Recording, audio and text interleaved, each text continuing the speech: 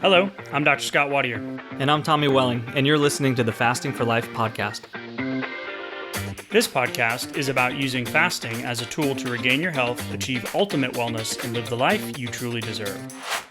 Each episode is a short conversation on a single topic with immediate actionable steps. We cover everything from fat loss and health and wellness to the science of lifestyle design. We started Fasting for Life because of how fasting has transformed our lives, and we hope to share the tools that we have learned along the way.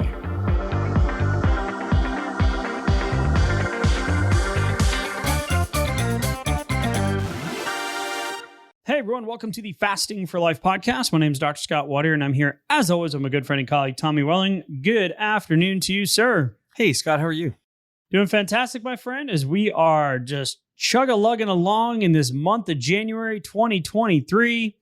Excited to continue the momentum and bring you some cool research and application to fasting and weight loss and health, and just continue this fasting journey as we want to ramp up that momentum and that activation energy for the new year and that calendar ticking over, right? Gives us that, it's here, time to do something about it. So welcome in to all of you listeners. If you are new, thank you so much for giving us an opportunity to be on this fasting journey with you.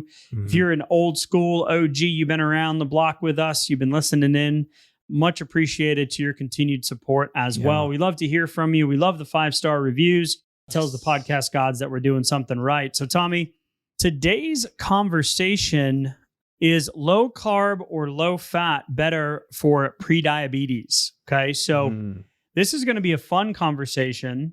And it's one of those where it's like, oh, that's the takeaway. Cool. Okay.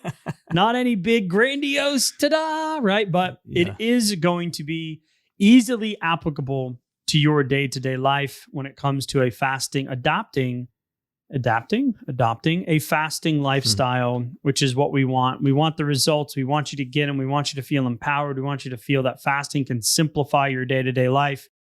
As you heard in our opening with that awesome music behind it. I still listen to that pretty much every day at some point. It's so catchy, just on loop. But this study is the effects of low carbohydrate versus low fat diets. So we're going to put up two of the titans of the weight loss dieting world, right? From the 70s until now, two of the titans that are out there. Steel cage, heavyweight bout, 15 rounds. Well, they don't do that anymore. 12 rounds, right?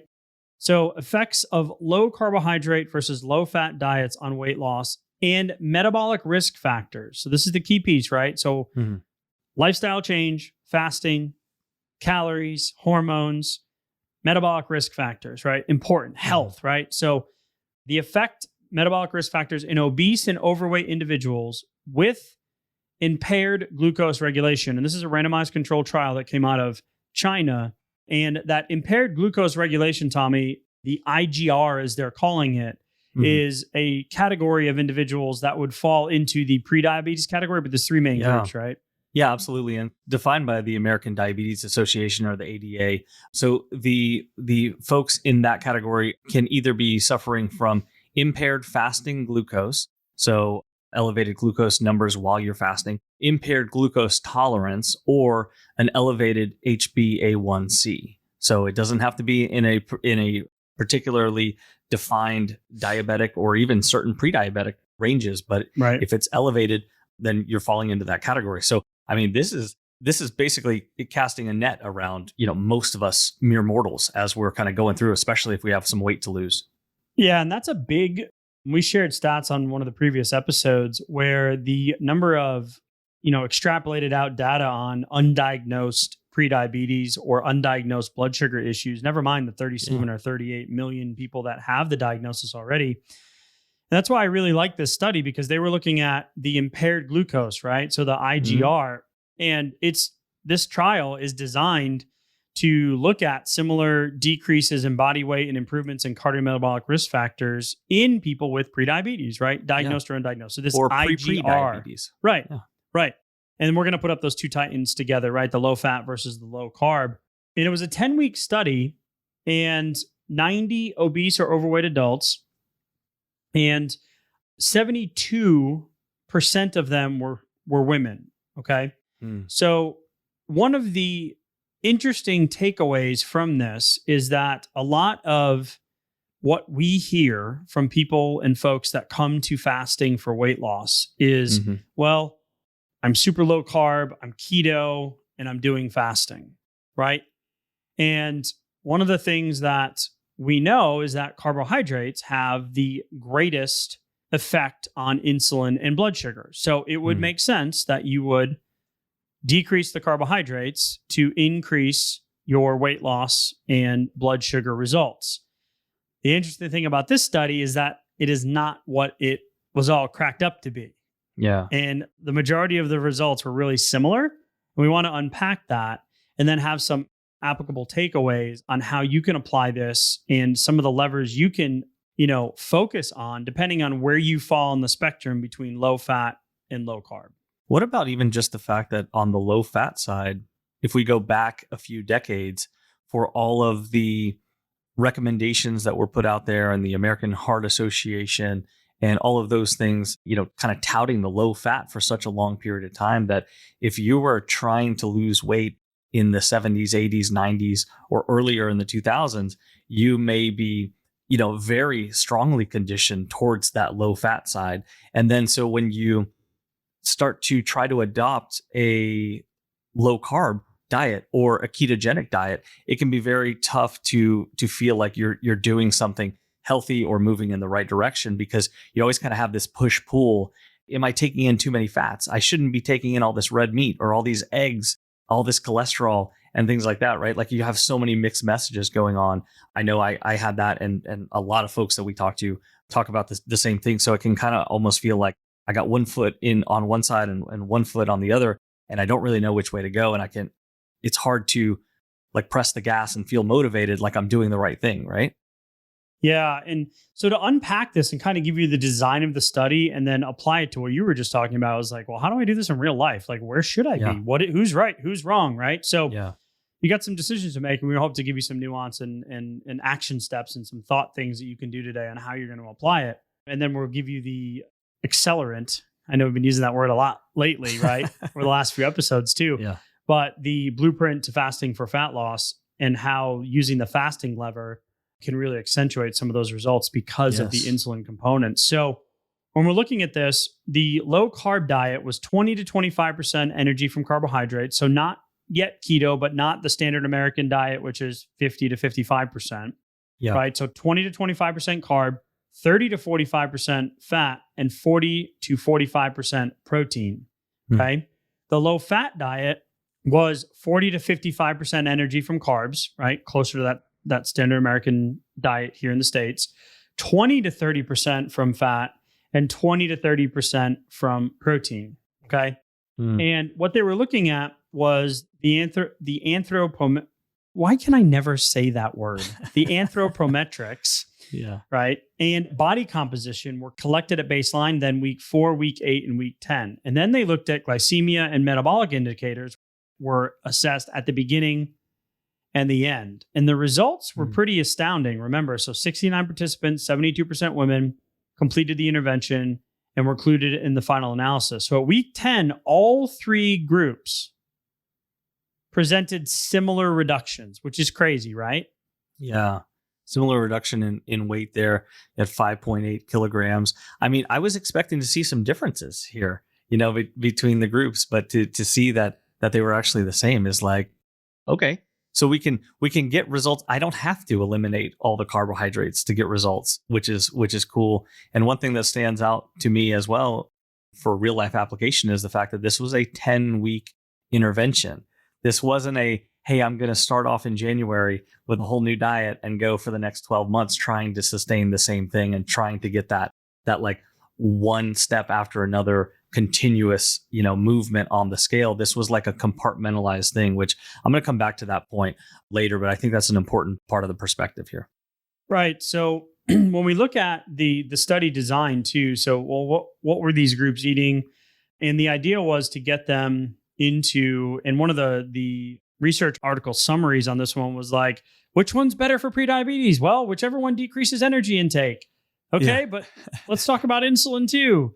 So what they did is they These two groups were initially, they did the body weight times 25 kilocalories per kilogram times 0.7, but not less than 1,000 for women and 1,200 for men. And this calorie restricted formula was on the consensus of experts of the medical nutrition therapy for overweight and obesity in China in 2016. So the low fat diet, we talked about the percentages. The low carb group, we talked about those percentages. And then they were also encouraged to do at least 150 minutes of moderate intensity. So walking, treadmill, bike, swimming, some type swimming, right? Yeah. Low impact, some type of moderate intensive aerobic activity, and 2 to 3 resistance exercises per week. So they definitely had some lifestyle adaptations here, right? So not just the sedentary group. And this is, where you and I fell, things that I was doing in that undiagnosed prediabetes, didn't know I had a blood sugar insulin issue, had all of these metrics, the body fat mass, the body fat percentage, the visceral fat area, the BMR, looking at all of these different things going, all right, well, something's not right here. What's going on? Following my macros, following my calories. And it's just, my body's just not responding the way I was thinking. Never mind the lab work stuff, right? Like the fasting blood glucose and the postprandial, meaning post-meal blood glucose, the insulin, the A1C, the total cholesterol, the HDLC, the ALT, the AST, the GGT, all the stuff that we talked about. Yeah, the liver, right? Yep, not just a filter, but pretty important in terms of metabolization of energy and fat. And then they also looked at HOMA-IR, which is the gold standard test on whether or not you have insulin resistance.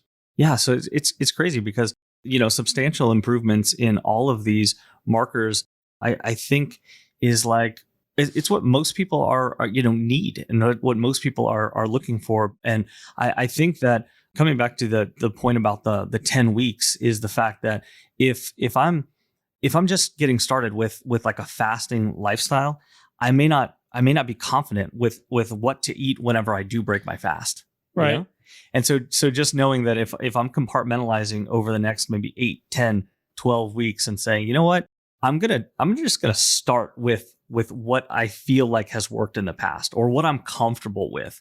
Let me not feel like, well, it's January, so I gotta change everything all at once.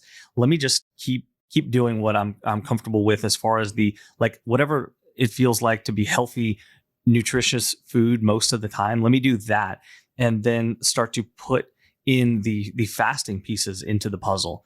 And then whether I'm low carb, low fat, or anything in between, I can move the needle with that, with some deliberate intention there. And then maybe 2.5, 3 months from now, I can kind of switch gears. I can kind of reassess, reevaluate what those targets are, and then, make a shift if I need to, but I may not necessarily need to, right?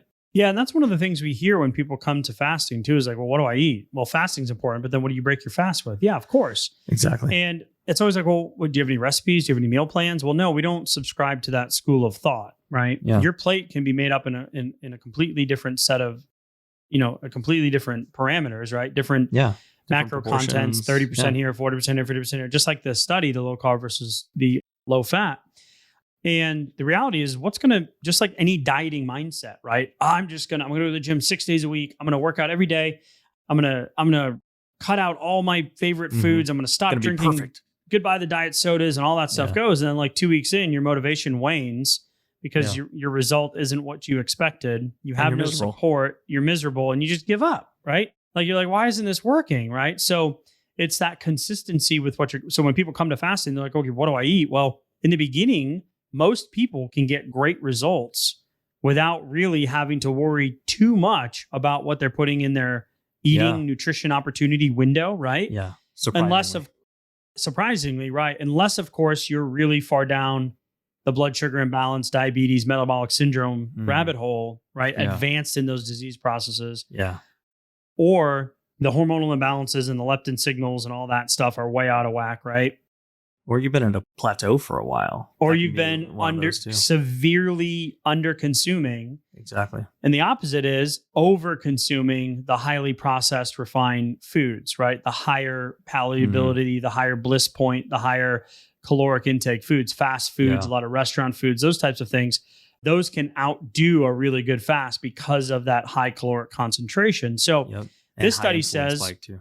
yeah. And then the insulin, of course, the insulin effect that comes with it. So this is not a fasting study, right? This is a lifestyle study to me. And it's Right. like, well, whatever gets you in a caloric deficit, right? Well, Sure. the easiest way to do that is to fast, but why not take into the rate limiting step of that, right? Which is the insulin and hormonal component. So if we look at the end of this intervention, the weight change, the change in body mass, the change in visceral fat area, which we always like to talk about because that's the stuff that drives metabolic disease. Yeah. Right. The bad fat, not the subcutaneous fat, the stuff that's like inside around your organs, the belly fat, right? And then the BMI change were all pretty much like equal, right? In the amount of change they've had from the control group, right? Or they call it the health education diet group, right? Right. So interestingly enough, the low fat in all of these outperformed slightly in every one of those four main categories, but you still saw the significant changes in the GGT, the ALT, the AST. We talked about that last week in terms of non-alcoholic fatty liver disease. Yeah. And, never mind the cholesterol numbers, the A1C numbers, the postprandial, the fasting blood glucose, all of those improved in both groups. Incredibly empowering. I love it. And you don't have to be perfect. You don't have to fit into a box. You are special. Right. I deserve the gold star, right? I am a unicorn. Right. Yes. I'm a unique snowflake. Yeah. Right. But if you look at the baseline caloric intake, okay, bringing it back to how they kind of put this together and where some of the cognitive dissonance can come in with, hey, I've tried diets in the past and I've had trouble, getting the weight off and things like that. If you look at the caloric intake here, I'm going to use some round numbers and say that basically it's going to, for most of us, it's going to fall somewhere between about 50 to 70% of what I'm going to need each day, like my total daily energy expenditure, what was actually used in this study. So if this study went really long term, like months and months and even years, I would expect that those results would slow down. I would expect to see some homeostatic, adaptation, some metabolic adaptations, right? Hormonal downregulation and things set like points, that. Your Absolutely. body, smaller frame, you need less energy to burn. You still got the old habits of the old you that wears the double X and now you're in the single X shirt, right? So right. Of course.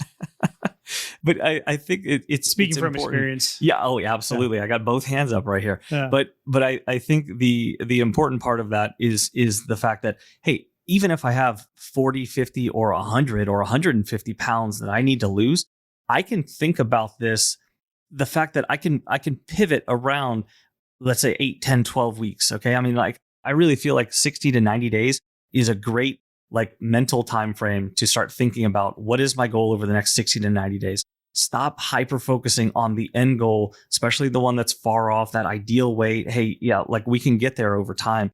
But if I'm so hyper focused on that, especially if I just want this one last method to be the holy grail, the perfect method to get me there, it's very highly unlikely that I'll just get there as a smooth ride without making any changes. So I need to understand that there's going to be some evaluation and review of my targets and my method, in the near future here. And if I would have had that perspective, years back before fasting, I would have had better results with what I was doing. But now understanding and combining it with the superpower, which is consistency in my fasting, now we can really accelerate the process like that. That's crazy. It's huge. Yeah. And if you're looking for inspiration here, right? Because you're like, I don't even know what group I fall in. Right. Am I one of the old baby boomers, the low fat recommendations that came out of the 70s that had no nutritionists or medical doctors on the panel? Or are you in the low carb, I'm just going to cut out all carbohydrates, carbs are the devil, carbs are bad. Now we're not saying go ingest a bunch of fructose and, high fructose corn syrup and drink a bunch of sodas and, eat candy all day, right? We're not saying that, right? But there are healthy hormone building, progesterone building, estrogen, testosterone balancing, dare I say carbohydrates out there, right? So don't burn Dr. Perlmutter's Grain Brain book, as I like to say. Don't. There is a lot of good, valid stuff in there as well. Definitely. But if we look at the low fat, we're talking 14-pound weight loss in 10 weeks without fasting, right? And we're looking at the low carb, right?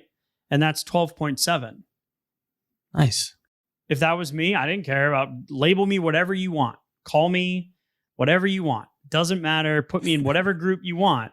If I can get those results, never mind the additional results of the HOMA IR gold standard, right? Improved similarly in both groups, fasting insulin, fasting blood glucose, cholesterol, total cholesterol, all of it, postprandial glucose, right? So the one thing that was slightly different between the two groups is the decrease in total cholesterol was only observed in the low-fat diet group.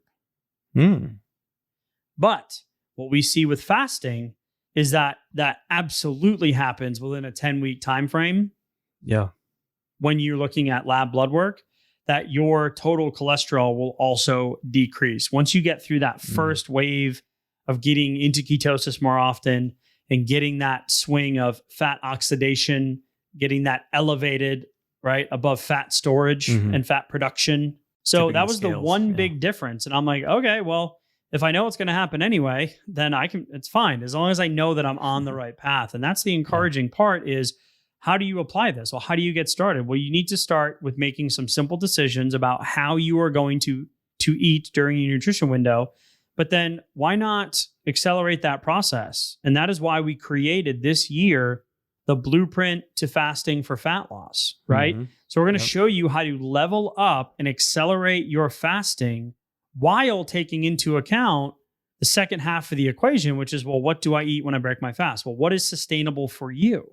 What does that look like? And that just takes a little bit of thought. If you want to know some basic percentages of what we recommend on an OMAD versus an intermittent window, calorie intake, then you're going to want to grab that blueprint because it's going to take conversations and applications of things like this and actually make it real life. And within a few minutes, a quick 10-minute read with a few minutes of thought, you can have a plan that then you can go actually put into your day-to-day, like today, now. And that's why we did it. Yeah, that's cool. No matter if you're brand new or experienced, if you need a reset or you're just getting back on track and the new year, new you. I know we joke a lot about this resolutions thing, right? We set goals. My wife and I set goals, personal goals, health goals, financial goals, growth goals, family goals, relational goals. We do set goals, right? But we set them with the right intention and we don't just do it around the beginning of the year. Okay. So I know we play around with that. We're not saying don't set any goals and just figure it out. No, goals are important. Just don't fall into the new year, new you trap is what we get at when we say that. Yeah, absolutely. Good point of clarification. I mean, wherever you are in your fasting journey, like it's always a good time to level up that skill set, because even if you're on the fence about this one, like, well, okay, should I go low carb or should I go low fat? There was no clear indication about which one's better during this discussion, right? But the cool thing is that they can both work, they can both help to move the needle. And if I was on the fence right now, looking back with perspective, I like lower carb because it means that more of my macros are going to be some of the healthier fats that can make me do more in the kitchen rather than finding some of the more highly processed stuff. So that for me personally, that helped me like tip the scale in the right direction for me. And focusing on protein too, if you're having a lot of cravings, because protein is so satiating, right? So in both of these groups, the protein was lower than we'd like to see, right? Prioritizing protein, especially for women as you're going through peri into menopause, 40 to 55 and then 55 plus, you're going to want to absolutely prioritize that protein and that resistance training. So I love that they had activity in this study as well, right? Yeah. Because we can't just sit our way to health, right? That's just like not doing much of anything, right? We have to get moving. And if you're like, well, I don't move at all, well, heck, the trip to the mailbox, bring the trash cans in, walk around the house, like get up and get moving. Yeah. I just love that when we're talking about big picture of health and lifestyle application, there's a couple of big levers that we can pull, right? And the study talks about one of them, finding something that's going to work for you long-term that you can get behind, that you can commit to, and then using fasting, the tried and true art of fasting, which is leveling up that skill set. How do I fast cycle? How do I stack the fast? When do I break? How often should I fast, right? And that's why we created the blueprint for this year. If you're looking to really jump in, both feet in, if you're new and you're like, yeah, this sounds great, let me go get it, get it. And then we're going to encourage y'all to sign up for the first challenge of the year, the 7-day fasting lifestyle challenge. You can head to the show notes. You can grab the blueprint to fasting for fat loss. It's yours. We'll zoom it over to you. You can have it. You can put fasting in your day-to-day life right now. And then also sign up for the challenge. This challenge is going to be incredible. We're doing things a little bit different this time. We're bringing the energy, we're bringing the fire, but most importantly, we're going to allow you to figure out and like put together your blueprint quickly. Like we're going to be like walking you through the blueprint. And that's literally what the challenge does. It uses different varied fasting windows. We talk about food. We talk about breaking a fast, starting a fast, the intention, the planning, what type of fasting type you are. Yeah. Do you like to freelance? Do you like to graze? Do you like to play too much on the weekends? Yep. We want to insulate with you and get you those results now. We don't want you to look back and say, man, I should have done it in January. Well, guess what? We start February 1st. Okay. So Tommy, as we wrap up today's episode, final thoughts going into the challenge coming up next week and kind of wrapping up today's conversation. Yeah. Final thoughts would be that your plan doesn't have to be perfect for it to be effective. Yep. But you do have to apply it consistently. You have to make a decision and then you have to take motivated action consistently so that you can see those results. And then you have to evaluate and review it over time. Because remember, the best laid plan doesn't necessarily mean that it's going to be the perfect plan 2 months from now or 3 months from now. So getting the process started and accelerating that is your blueprint, like to success. So absolutely do what you need to do to level it up today. And so that you can continue moving the needle and continue to see the motivation grow over time. So there's so much actionable stuff here. I love that word consistency, Tommy, right? The ability to replicate a process or activity with the same level or quality over and over and over again. The adherence to the same principles in a steadfast way, right? Yep. So it's the consistency day to day that we want you to get. And that's why we created the new resource. We're doing these challenges again this year. We're leveling them up, the support, the encouragement, being in a like-minded community where you can ask all the questions you've ever imagined and have unlimited conversations about fasting and health. That's what we want for you. We want you to have the best year yet, the best results yet, and figure out how to adapt this fasting lifestyle. So Tommy, as always, man, thank you for the conversation. Head to the show notes, grab the blueprint to fasting for fat loss, sign up for the challenge starting on February 1st. And Tommy, talk soon. Talk soon. Thank you. Bye. So you've heard today's episode and you may be wondering, where do I start? Head on over to thefastingforlife.com and sign up for our newsletter, where you'll receive fasting tips and strategies to maximize results and fit fasting into your day-to-day life. While you're there, download your free Fast Start guide to get started today. Don't forget to subscribe on iTunes, Spotify, or wherever you get your podcasts. Make sure to leave us a 5-star review, and we'll be back next week with another episode of Fasting for Life.